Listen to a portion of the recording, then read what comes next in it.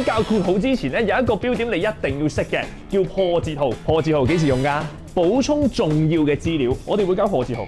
咁括號咧就同佢相反嘅，括號係補充一啲唔重要嘅資料。咁我哋咧而家要處理兩個問題。第一，我哋點知道佢重要定唔重要？呢個第一樣嘢。第二樣，咁我點知佢補充緊資料啊？放心，風 Sir 有晒步驟俾你去跟，你聽住就得㗎啦。第一個步驟，記住呢個原則，前後嗰兩句講緊同一樣嘅嘢，佢就屬於補充資料。咁你就會考慮括號同埋破折號㗎啦。跟住第二個步驟咯，咁你知道佢補充緊資料啦，咁你都要知佢重要定唔重要㗎。我哋點樣知佢重唔重要呢？我哋好似啲愛情片咁樣，得去了才知多重要。當你唔喺我身邊嘅時候，我先知我唔可以冇咗你。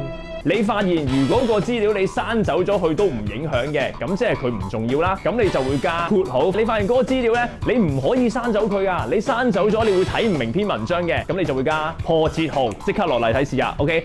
人日正月初七是一個傳統節日，咁我覺得呢句子有啲奇怪。啲正月初七係咪一個節日嚟嘅咧？其實唔係，佢係一個日期嚟嘅啫，係咪？咁個節日其實叫咩名啊？人日就係個傳統節日。人日喺幾時啊？就係喺正月初七前後同一樣嘢，即係佢做緊咩事啊？補充緊資料。咁用我哋非常之浪漫嘅招式啦，咁我哋點知佢重唔重要啊？就係咩先知幾重要啊？